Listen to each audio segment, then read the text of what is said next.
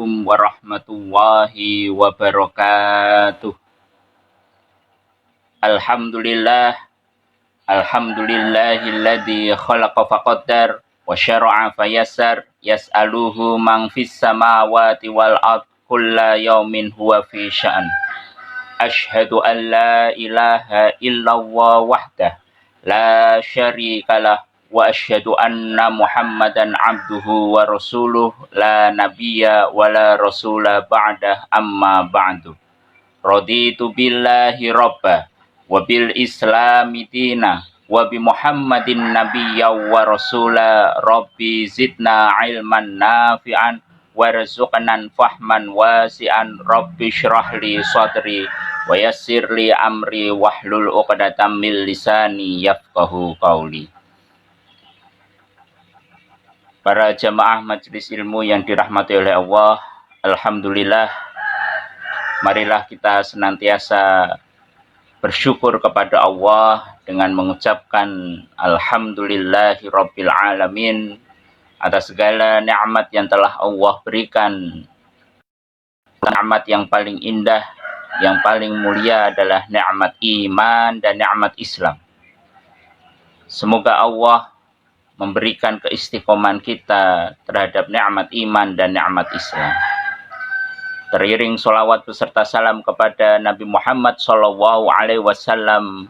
Allahumma sholli ala sayyidina Muhammad wa ala ali sayyidina Muhammad fil alamina innaka hamidum majid. Alhamdulillah, bulan Syawal sebagai bulan peningkatan ketakwaan setelah 30 hari kita menjalankan ibadah puasa di bulan Ramadan untuk menuju ketakwaan kepada Allah Ta'ala. Maka pada kultum subuh kali ini saya ingin membawakan sebuah tema tentang baju ketakwaan. Ada lagu yang senantiasa didengarkan setiap Idul Fitri. Baju baru alhamdulillah dipakai di hari raya, tak punya pun tak apa-apa, masih banyak baju yang lama. Itulah lagu yang didengarkan setiap Idul Fitri, yaitu bahwa wujud dari Idul Fitri adalah baju yang baru. Lantas, bagaimana baju ketakwaan yang menjadi baju yang akan kita kenakan selepas 30 hari kita menjalankan ibadah di bulan Ramadan? Khalifah Umar bin Abdul Aziz menyampaikan dalam sebuah hikmahnya, laisal aid liman kana labisa jadid walakinal aid liman wa'ada yaumal wa'id. Tidaklah disebut aid ketika kemudian baju baru, tetapi aid adalah kita akan mempersiapkan sebuah janji bertemu dengan Allah di hari pembalasan. Jadi inti dari hari Aid atau Yaumal Aid sebagai hari raya adalah kita kemudian bergembira, bersyukur dengan cara meningkatkan ketakwaan, karena dengan ketakwaan itu akan mendekatkan kita kepada hari yang Allah janjikan, yaitu hari pembalasan atas segala amal yang dilakukan kita di dunia ini. Para jamaah majelis ilmu yang dirahmati oleh Allah, berbicara tentang baju, kita akan mendapatkan sebuah kisah, sebaik-baik kisah.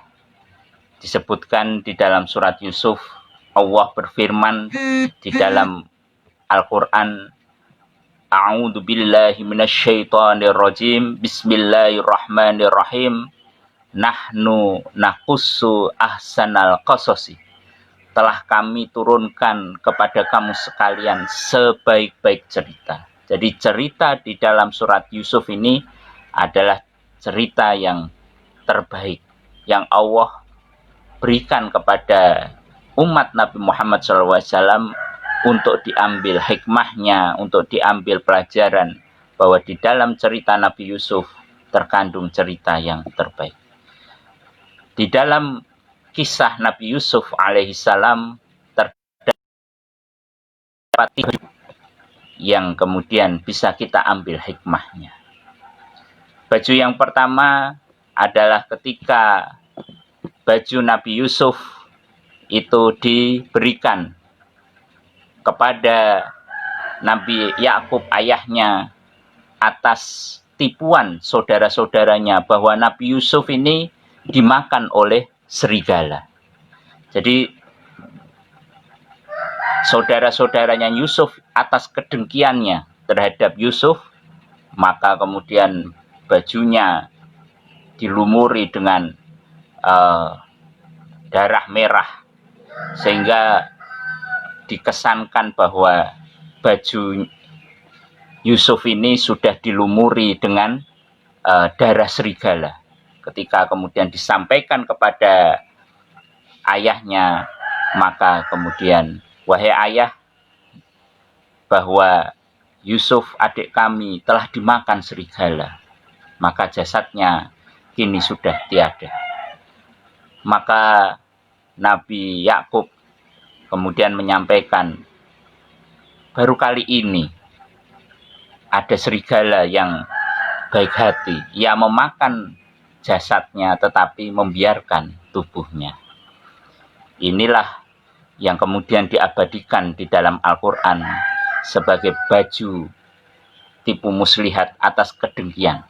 Betapa bahayanya kedengkian sehingga menyebabkan kemudian saudara sendiri dikorbankan. Hikmah yang Allah berikan adalah bahwa baju penuh kedengkian ini amat sangat dimurkai oleh Allah karena ia bisa membakar sesuatu, bahkan membakar saudaranya sendiri. Para jamaah majelis ilmu yang dirahmati oleh Allah. Kemudian baju yang kedua adalah baju yang dipakai oleh Nabi Yusuf alaihissalam ketika kemudian dirayu oleh istri dari wazir Mesir, yaitu Al-Aziz. Ketika kemudian dirayu, maka Nabi Yusuf alaihissalam melihat burhan. Dalam tafsir disebutkan bahwa burhan yang dimaksud adalah Nabi Yusuf melihat sosok ayahnya yang mengingatkan bahwa, hei Yusuf, janganlah engkau melakukan perbuatan zina, karena engkau adalah keturunan dari para nabi dan rasul. Maka baju yang kedua adalah baju yang dipakai Yusuf untuk kemudian ia lari dari godaan, rayuan istri dari Al-Aziz, yang kemudian akhirnya baju Yusuf disobek dari belakang dan robeklah baju Yusuf tadi tepat ketika kemudian Al-Aziz majikannya ini datang. Dan ketika melihat itu, maka Allah memberikan sebuah hikmah kepada kita. Lihatlah baju Yusuf yang dikenakan. Apakah ia robek di depan? Kalau robek di depan, maka itu salah Yusuf, karena ia juga tergoda dengan rayuan Zuleha. Tapi kalau ia robek di belakang, maka Zuleha yang bersalah karena ia menggoda Yusuf, sedangkan Yusuf enggan untuk melayani godaannya. Maka di dalam Al-Quran juga dijelaskan dengan indah bagaimana kemudian burhan tadi menyelamatkan Nabi Yusuf, dan bukti baju Yusuf ini kemudian robek di belakang adalah bukti bahwa Nabi Yusuf menghindari dari godaan rayuan Zuleha, istri Al-Aziz. Inilah baju kedua yang diceritakan oleh Allah di dalam Nahnu nakussu alaika ahsanal qasasi. Telah aku turunkan sebaik-baik cerita di dalam Al-Quran.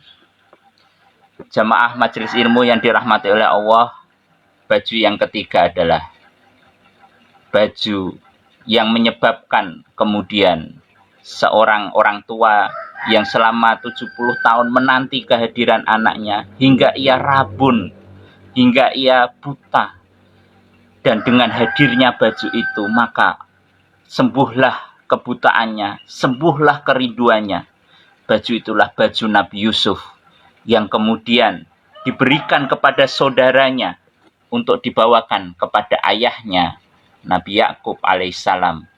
Dan dengan baju itulah kemudian Nabi Yakub alaihissalam bisa melihat dan melepas kerinduan bahwa Nabi Yusuf alaihissalam masih ada dan masih hidup. Jamaah majelis ilmu yang dirahmati oleh Allah, baju-baju yang ada pada Nabi Yusuf ini sejatinya menggambarkan baju-baju kita dalam kehidupan di dunia ini. Sudahkah baju-baju kita ini membuat rindu kita terhadap yang kita cintai, yaitu Allah dan Rasul-Nya? Sudahkah baju-baju kita ini meningkatkan ketakwaan kita kepada Allah? Atau justru baju-baju kita membuat kita bersikap dengki terhadap saudara kita, bersikap iri hati terhadap tetangga, kerabat, dan saudara-saudara kita? Ataukah justru baju-baju kita ini membuat kita kemudian menjadi perantara zina mata, zina hati, dan zina segala hal yang dilarang oleh Allah? Maka momentum Idul Fitri 1441 Hijriah, mari kita jadikan baju-baju kita menjadi baju-baju ketakwaan. Sehingga Yaumul Aid, ya, hari raya, adalah kemudian mengantarkan kita kepada ketakwaan. Baju-baju yang kita pakai mengantarkan kita kepada ketakwaan kepada Allah Ta'ala. Semoga Allah menjadikan kita dan menjadikan yang kita miliki mendekatkan diri kita kepada takwa kita kepada Allah Ta'ala. Terima kasih. Jazakumullahu khairan katsiran. Aqulu qouli hadza wasta'fu minkum ila liqa' ma'as salamah wal faizah. Wallahul muwafiq ila aqwamit thoriq. Billahi taufiq wal hidayah wa ridha wa inayah ila liqa' ma'as salamah wal faizah. Bismillahirrahmanirrahim. Wal asri innal insana lafi khusrin illa alladziina amanu wa 'amilus shalihati wa tawasaw bil haqq wa tawasaw bis sabr. Subhanakallahumma wa bihamdika asyhadu an la ilaha illa anta astaghfiruka wa atubu ilaik. Akhirul kalam, wassalamu alaikum warahmatullahi wabarakatuh.